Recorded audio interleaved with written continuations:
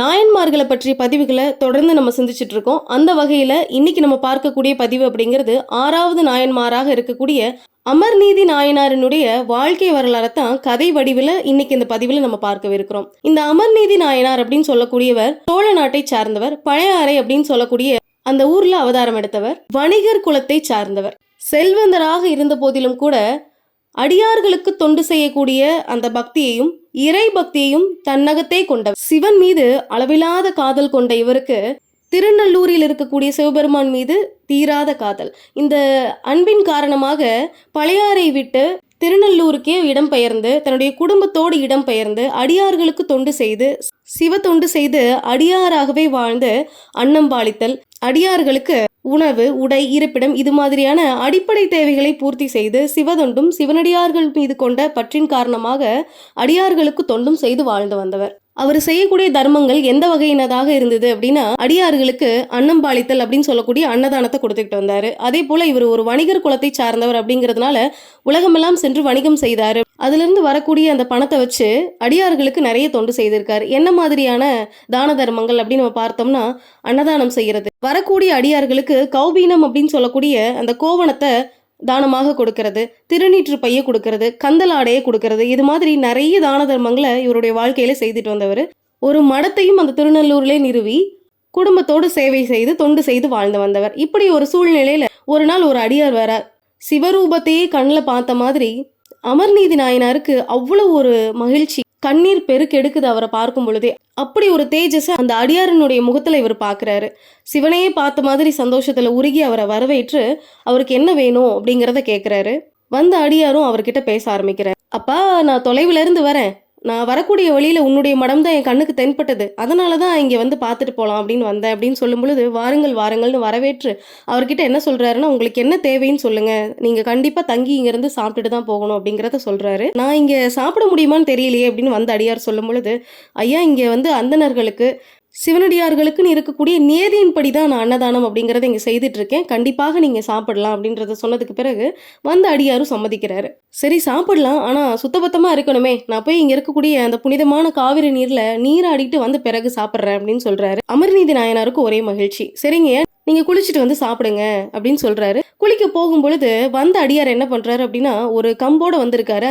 அந்த கம்புக்கு மேல 2 கோவணம் இருக்கு. அந்த 2 கோவணத்துல ஒரு கோவணத்தை அப்படியே வச்சுக்கிட்டு இன்னொரு கோவணத்தை அவிழ்த்து அமர்நீதி கிட்ட கொடுத்துட்டு போறாரு. இதை பத்திரமா வச்சிருக்கணும் அப்படின்னு சொல்லி அமர்நீதி நாயனார் கிட்ட இந்த கோவணத்தை கொடுத்துட்டு போறாரு. கண்டிப்பாக நான் வைத்திருக்கேன் அப்படின்னு அமர்நீதி சொல்றாரு. கூடவே இன்னொரு வார்த்தையும் சொல்றாரு. ஐயா, இங்கேயே எவ்வளவு உயர்வான ஆடைகள்லாம் இருக்கு, நான் அதை உங்களுக்கு கண்டிப்பா தரேன் அப்படின்னு சொல்லும் பொழுது, இல்லை இல்லை, என்னுடைய கோவணம் தான் எனக்கு வேணும், நீ பத்திரமாக வச்சிருக்கணும், அஜாக்கிரதை இருக்கக்கூடாது அப்படின்னு சொல்லிக்கிட்டே போறாரு. இந்த மாதிரி சொல்லும் பொழுதே சிவன் அந்த இடத்துல ஏதோ ஒரு திருவிளையாடல் பண்ண போறாரு அப்படின்னு நமக்கு எல்லாருக்குமே புரிஞ்சிருக்கும். இந்த இடத்துல தான் உடனே அமர்நீதியும் அதை வாங்கி கொண்டு போய் ஒரு பேழையில பத்திரமா வைக்கிறாரு. நீராடி முடிச்சுட்டு அந்த அடியார் திருப்பி வராரு. அமர்நீதி கிட்ட வந்து என்னுடைய கோவணத்தை கொடுப்பா, ஆடையை மாத்திக்கிட்டு நான் சாப்பிடணும் அப்படின்னு கேட்கும் பொழுது அமர்நீதி பேழையில போய் அந்த கோவணத்தை பார்க்கிறாரு. கோவணம் அங்க இல்லை, சிவன் அதை மறைச்சிட்டார். அமர்நீதி திருப்பி வந்த அடியார்கிட்ட, ஐயா, நான் அந்த பேழையில தான் வச்சேன், ஆனால் இது இப்போ எங்கே போயிடுச்சுன்னு தெரியலைங்கய்யா, மாயமாக போயிடுச்சு, காணோமே அப்படிங்கிறாரு. பதறிக்கிட்டே சொன்ன அவரை பார்த்துட்டு சிவனடியார் சொல்றாரு, ஓ, இங்கே திருடு கூட நடக்கும் போல இருக்கு அப்படின்னு சொன்னதும், ஐயா, அந்த மாதிரி எல்லாம் பேசாதீங்க, இது அடியார்களுடைய மடம், இந்த மாதிரி வார்த்தைகள் எல்லாம் பயன்படுத்தாதீங்க, நான் உங்களுக்கு வேற கோவணம் தரேன் அப்படின்னு சொல்லும் பொழுது, வேற கோவணமெல்லாம் வேணாம், நான் என்ன சொல்லிட்டு போனேன், என்னுடைய கோவணம் தான் எனக்கு வேணும் அப்படின்னு கேட்கிறாரு. அமர்நீதி பதறிக்கிட்டே சொல்றாரு, ஐயா, எத்தனை கோவணங்கள் வேணாலும் நான் தரேன், என்ன வேணுமோ தரேன் அப்படின்னு சொல்றாரு. வந்த அடியார், ஓ, என்ன வேணாலும் தருவியா, அப்போ எதை கேட்டாலும் தருவியா அப்படின்னு கேட்குறாரு. கண்டிப்பாக நீங்கள் எதை கேட்டாலும் தரேன், பொன் பொருள் எல்லாத்தையுமே கொடுக்குறேன் அப்படிங்கிறாரு. நானும் ஒரு சன்னியாசி, எனக்கு எதிர்க்கையா உன்னுடைய பொன் பொருள் எல்லாம், என்னுடைய கோவணத்துக்கு பதிலாக இன்னொரு கோவணத்தை கொடுத்துறேன் அப்படிங்கிறாரு. கண்டிப்பாக நான் தரேன் அப்படிங்கிறாரு. அமர்நீதி போய் அங்கே இருக்கக்கூடிய ஆடைகள் எல்லாத்தையும் எடுத்துகிட்டு வராரு. எல்லா வகையான துணிகளில் செய்த கௌபீனமாக இருக்கக்கூடிய அந்த கோவணம், திருநீற்று பை எல்லாத்தையுமே வைக்கிறாரு. உடனே வந்த சிவனடியார் சொல்கிறாரு, ஒரு தராசு எடுத்துக்கிட்டு வா, என்னுடைய கோவணத்தை ஒரு பக்கத்தில் வை, அதற்கு ஈடாக இன்னொரு கோவணத்தை மட்டும் கொடு, இதெல்லாம் எனக்கு வேண்டாம் அப்படிங்கிறாரு. அமர்நீதி பார்க்குறாரு. ஒரு தராசு எடுத்துகிட்டு வந்து வச்சு இந்த சிவனடியார்கிட்ட இருக்கக்கூடிய கம்பத்தில் இருந்த ஒரு கோவணத்தை எடுத்து அதில் வைக்கிறாங்க. இன்னொரு பகுதியில் அமர்நீதி கொண்டு வந்து எல்லா கோவணங்களையும் வரிசையாக எடுக்கிறாங்க. பொன் பொருள் பட்டாடைன்னு எல்லாத்தையுமே வைக்கிறாரு. எதுவுமே அந்த கோவணத்திற்கு ஈடாகல.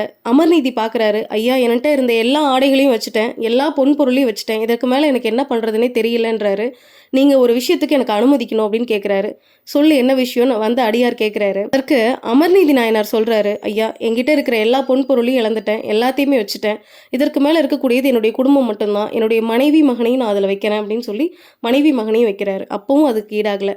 அமர்நீதி நாயனார் பார்க்குறாரு, இது ஏதோ ஒரு சோதனையாக இருக்குன்னு ஒரு நிமிடம் கண்ணை மூடி சிவபெருமான மனதார உருகி சொல்கிறாரு, பெருமானே நான் இது வரைக்கும் சிவத்தொண்டு செய்தது உண்மையானால், எந்த ஒரு சங்கடமும் இல்லாமல் உண்மையாக சிவத்தொண்டு செய்தது உண்மையானால், அடியார்களுக்கு செய்த தொண்டு உண்மையானால் இந்த தராசு ஈடாகட்டும் அப்படின்னு அவர் மனசுல இருக்கக்கூடிய அந்த ஆணவத்தை இறக்கி வச்சுட்டு சிவபெருமான் மீது கொண்ட பக்தியின் காரணமா தான் செய்தது தவறுதான், ஒரு கிழிந்த கோவணத்திற்கு என்னால் இந்த பொன் பொருளை வச்சு ஈடு கொடுக்க முடியாதா அப்படின்னு நினைத்த அந்த சிந்தனை அப்படிங்கிறது தவறுதான் அப்படிங்கிறத உணர்ந்து சிவபெருமான் மீது கொண்ட பக்தியின் பொருட்டு அந்த தராசு மேலே ஏறி நிற்கிறாரு. அந்த பொன் பொருள் எல்லாத்தையும் தவிர்த்துட்டு தான் மட்டும் அந்த தராசுல நிற்கிறாரு. இப்படி ஒரு சூழ்நிலை தராசு நேராகுது. வந்த அடியார்கிட்ட தராசு நேராயிடுச்சு பாருங்கன்னு சொல்றாரு. வந்த சிவனடியார் அங்க இல்ல. வானவெளியில சிவபெருமான் உமையொரு பாகனாக அங்க காட்சி கொடுக்கிறார். அமர்நீதி, உன்னிடம் இருந்த ஆணவத்தை களையும் பொருட்டே இந்த திருவிளையாடல் நிகழ்ந்தது, உன்னிடம் வந்து நீதி சேர்ந்து கொண்டது அப்படிங்கிறத இந்த உலகம் உணரட்டும் அப்படின்னு சொல்லி சிவபெருமான் அமர்நீதி நாயனாரினுடைய குடும்பத்திற்கே முக்தி கொடுக்கிறாரு, தன்னுடையே சேர்த்துக்கிறாரு.